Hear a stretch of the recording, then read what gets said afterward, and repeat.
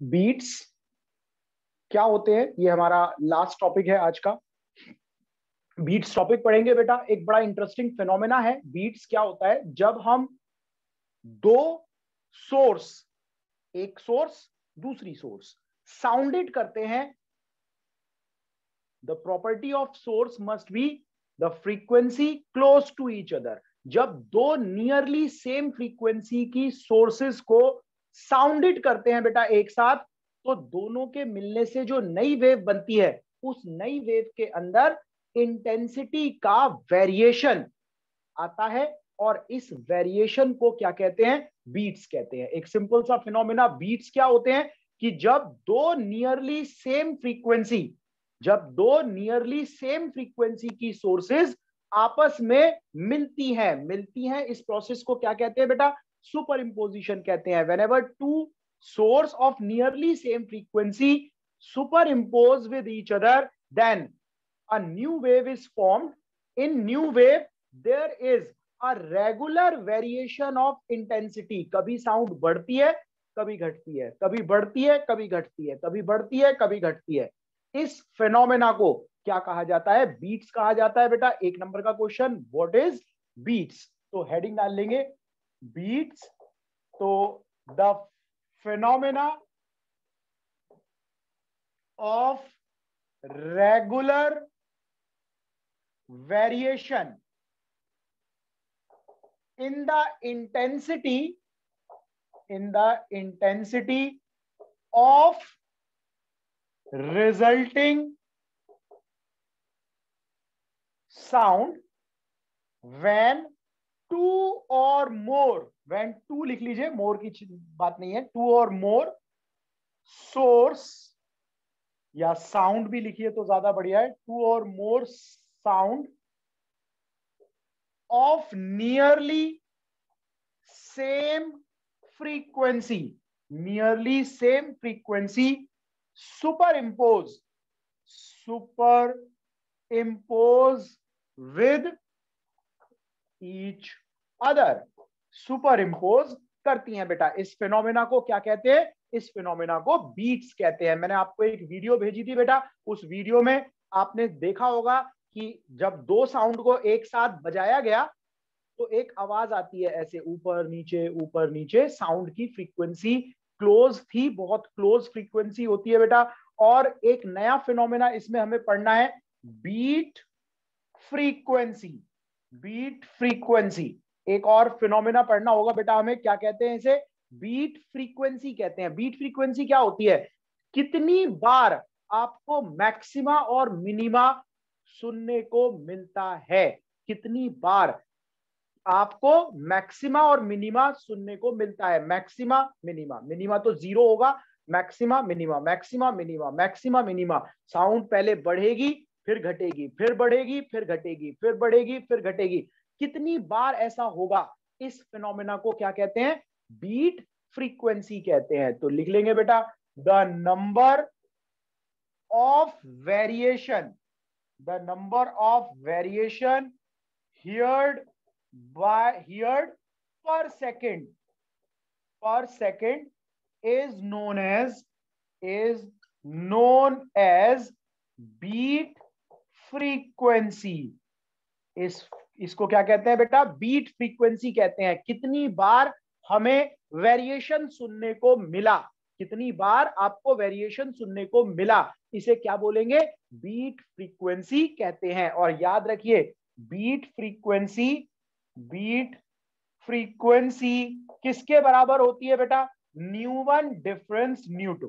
क्या मतलब है जी इसका, न्यूवन डिफरेंस न्यू टू? इसका मतलब है, अगर मान लीजिए एक सोर्स मेरे पास है, एक ट्यूनिंग फॉर्क मेरे पास है 240 हर्ट्ज का, दूसरा ट्यूनिंग फोर्स मेरे पास है 242 हर्ट्ज का, 240 टू 240। तो इनके बीच में जो साउंड प्रोड्यूस होगी, उससे जो नई साउंड बनेगी बेटा, उस साउंड के अंदर जो वेरिएशंस होंगी, बीट फ्रीक्वेंसी होगी, वो कितनी होगी, 2 बीट्स पर सेकेंड। एक सेकेंड में 2 बीट्स आपको सुनाई देंगी। एक सेकेंड में कितनी बीट सुनाई देंगी, 2 बीट सुनाई देंगी। 240 242 के साथ 2 बीट्स देगा। ऐसे ही अगर तीसरा इंस्ट्रूमेंट हो 238 हर्ट्ज, तो इन दोनों के बीच में भी आपको कितनी बीट सुनाई देंगी? इन दोनों के बीच में भी आपको 2 बीट्स पर सेकेंड सुनाई देंगी। डिफरेंस की बात करनी है, ज्यादा कम से मतलब नहीं है बेटा। इस बात से मतलब नहीं है कि कौन फ्रीक्वेंसी ज्यादा है, किसकी फ्रीक्वेंसी ज्यादा है, किसकी कम है, इससे मतलब नहीं है। मतलब किस बात से? डिफरेंस कितना है, दोनों के बीच में डिफरेंस कितना है। तो स्मॉल डिफरेंस है, 2 फ्रीक्वेंसी, 4 फ्रीक्वेंसी, 6 फ्रीक्वेंसी तक आपको ये बीट्स सुनाई देंगी, क्योंकि उसके बाद इतनी जल्दी जल्दी बीट्स होंगी। मान लो डिफरेंस बहुत ज्यादा हो गया, 20 का डिफरेंस हो गया, आपको 1 सेकंड में 20 वाइब्रेशन सुनाई ही नहीं देंगे। हमारा ईयर इसे आइडेंटिफाई नहीं कर पाएगा। तो बहुत ज्यादा वाइब्रेशन नहीं सुन सकते, 2, 4, 10 वाइब्रेशन तक हम इसे सुन सकते हैं। अब हम इसे प्रूफ करके देखेंगे बेटा कि बीट फ्रीक्वेंसी ν1 माइनस ν2 कैसे आती है। यही इसकी इक्वेशन भी है, यही इसका डेरिवेशन भी है। तो यही 5 नंबर में क्वेश्चन आता है बेटा।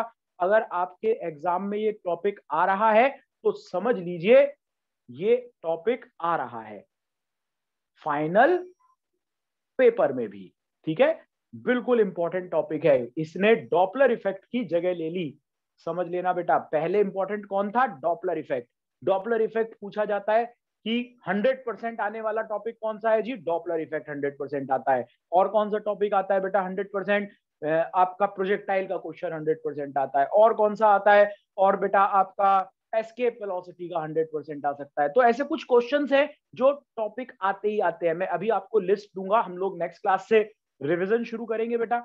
First chapter, second chapter, third chapter, मैं उसका सीक्वेंस भी बनाकर आपको बता दूंगा। और कुछ इंपॉर्टेंट क्वेश्चंस की लिस्ट हम लोग करेंगे। बहुत ज्यादा डिटेल में रिवीजन नहीं करेंगे, बस इंपॉर्टेंट चीजों को ब्रशअप करते चले जाएंगे। कुछ इंपॉर्टेंट क्वेश्चन, कुछ इंपॉर्टेंट कंसेप्ट, ये डिस्कस करेंगे हर चैप्टर में। ठीक है बेटा, तो नेक्स्ट क्लास से हमारा रिवीजन शुरू होगा। और अभी हम क्या किसकी बात कर रहे हैं बेटा? यहाँ पर बीट की बात कर रहे हैं। बीट क्या होता है? Beat is a phenomena in which when two nearly same frequency की सोर्सेस सुपर इम्पोज करती हैं, then a new source of wave is formed in which there is a regular variation of intensity. That regular variation of intensity is called beat, and the number of beat hertz per second, the number of variation hertz per second is called beat frequency. अब इसका expression करेंगे, बताएंगे बेटा। यहां तक अगर किसी को प्रॉब्लम हो तो यहां तक कॉपी करिए, कर लीजिए बेटा। एक्सप्रेशन फॉर बीट फ्रीक्वेंसी है। अभी स्टार्ट करते हैं बेटा topic. Expression for beat frequency, very important, डाल देना बेटा इसके ऊपर। Expression for beat frequency, expression for beat frequency, important heading डालेंगे बेटा इसके ऊपर और लिखना शुरू करेंगे। Let consider two sources of amplitude, या एम्पलीट्यूड छोड़ो, two sources of nearly same frequency, ν1 and ν2 are sounded together, एक साथ साउंड की जाती है, साउंडेड टुगेदर। तो पहली सोर्स की फ्रीक्वेंसी होगी बेटा ν1, इक्वेशन होगी y equal to a sine ω1t, y equal to a sine ω1t। हम इसको लिख सकते हैं a साइन 2 पाई ν1t। इसी तरह से सेकंड सोर्स के लिए y2 इज इक्वल टू होगा a साइन 2 पाई ν2t। दो इक्वेशंस आ जाएंगी बेटा, फर्स्ट और सेकंड इक्वेशन, दो वाइब्रेशंस हैं। और यहां पर हम क्या कहेंगे? यहां पर हम कहेंगे जब ये दोनों मिलेंगी तो according to principle of superposition, y is equal to y1 plus y2, दोनों के मिलने से एक नई वेव बनेगी बेटा। और देखिए जरा क्या होगा, यहां पर y1 की जगह लिखेंगे a sine 2 pi ν1t plus a sine 2 pi ν2t। y is equal to a common आ गया, sine 2 pi ν1t plus sine 2 pi ν2 T, sine 2 pi nu two T. इसके बाद बेटा इसे sine C plus sine D के फॉर्मूले से open कर देंगे, sine C plus sine D के फॉर्मूले से ओपन करेंगे बेटा। y इज इक्वल टू, क्या फॉर्मूला होता है sine C plus sine D का, फॉर्मूला लिख लो बेटा, sine C plus sine D formula होता है 2 sine C plus D by 2 into cos C minus D by 2, C minus D by 2। तो y इज इक्वल टू कितना आ जाएगा, a 2 sine 2 pi nu 1 t plus 2 pi nu 2 t by 2 into cos 2 pi nu 1 t minus 2 pi nu 2 t by 2. This is the equation for sin c plus d, y equal to 2a sin, क्या आएगा बेटा यहाँ पर, सबसे पहले तो 2 common निकल कर कैंसिल हो जाएगा, पाई कांस्टेंट आ गया, t कांस्टेंट आ गया, न्यू 1 प्लस न्यू 2, बल्कि 2 पाई कांस्टेंट निकाल लो, 2 पाई कांस्टेंट निकाल लेंगे बेटा, 2 pi nu 1 plus nu 2 divided by 2, अभी 2 कैंसिल नहीं कर रहे हैं यहां पर, 2 pi nu 1 plus nu 2 T into cos 2 pi nu 1 minus nu 2 into t by 2, 2 pi nu 1 minus nu 2 t by 2। ठीक है बेटा, यहां तक कॉपी करिए इसको, टी भी आएगा यहां पर, बिल्कुल टी भी आएगा, यहां तक कॉपी करिए बेटा और बताइए यहां तक किसी को प्रॉब्लम हो तो। 2a साइन 2 पाई, ये वैल्यू क्या हो गई बेटा यहां पर, average frequency into T cos 2 pi nu 1 minus nu 2 by 2 T. इसको हम लिखेंगे बेटा 2a cos 2 pi nu 1 minus nu 2 by 2 T into sine 2 pi average, omega average आ जाएगा इंटू टी। ये आपकी इक्वेशन बन गई यहां पर। यहां एम्पलीट्यूड की अगर हम बात करें बेटा, तो ये पार्ट एम्पलीट्यूड हो जाएगा आपका, amplitude is equal to 2a cos 2 pi nu 1 minus nu 2 upon 2 t. If intensity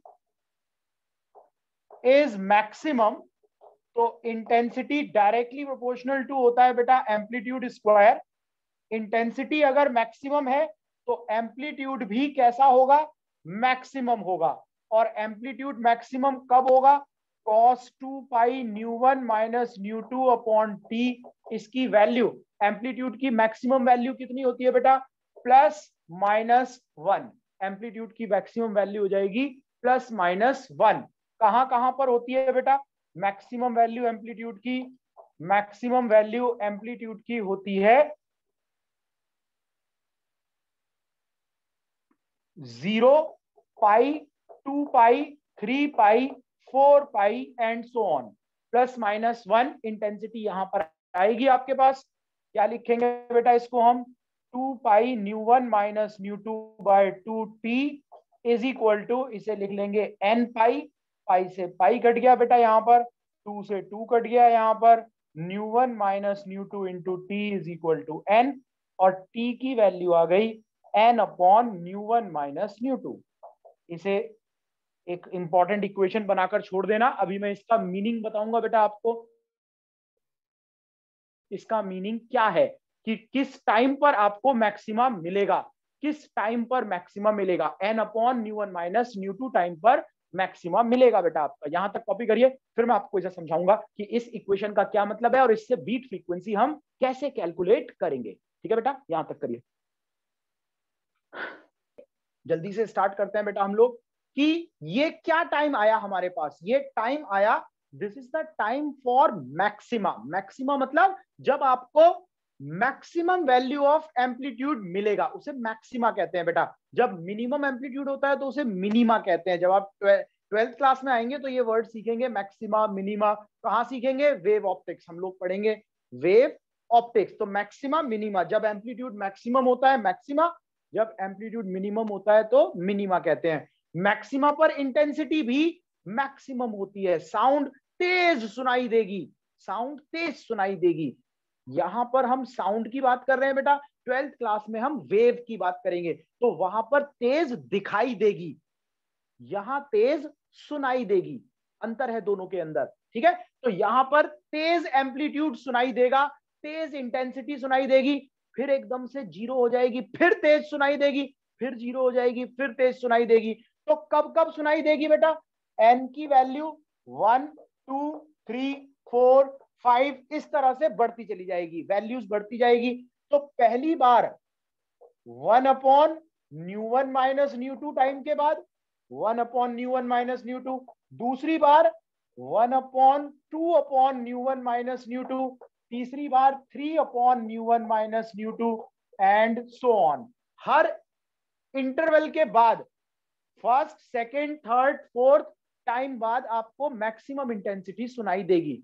पहले टाइम पर, दूसरे टाइम पर, तीसरे टाइम पर, चौथे टाइम पर भी हम कह सकते हैं ν1 माइनस ν2। तो क्या मैं यहां देख सकता हूं कि कितनी देर बाद मुझे एक मैक्सिमम टू मैक्सिमम सुनाई दे रहा है? क्या मैं यहां पर यह बात जान सकता हूं कि कितनी देर बाद?